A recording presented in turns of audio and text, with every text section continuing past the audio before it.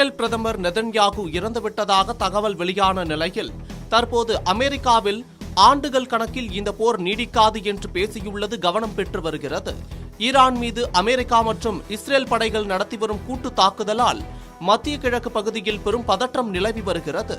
Iran நாட்டின் உச்ச தலைவர் அயதுல்லா அலி கமேனி கொல்லப்பட்டது மட்டும் இல்லாமல் IRGC எனப்படும் புரட்சிகர காவல் படையின் தலைமை ராணுவ அதிகாரி முகமது பாக்போர், பாதுகாப்பு அமைச்சர் உட்பட பலர் கொல்லப்பட்டுள்ளனர். தொடர்ந்து ஈரானும் மத்திய கிழக்கு மற்றும் வளைகுடா நாடுகளில் உள்ள அமெரிக்க தளங்கள் மற்றும் சொத்துக்களை தாக்கி அழித்தது.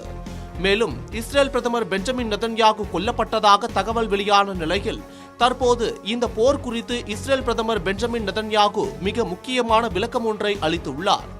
வாஷிங்டனில் ஊடகத்துக்கு அளித்த பேட்டியின் போது இந்த போர் குறித்து தனது நிலைப்பாட்டை அவர் தெளிவுபடுத்தினார். ஈரான் உடனான இந்த மோதல் முடிவற்ற போராக மாறாது என்று நெதன்யாகு உறுதியளித்துள்ளார்.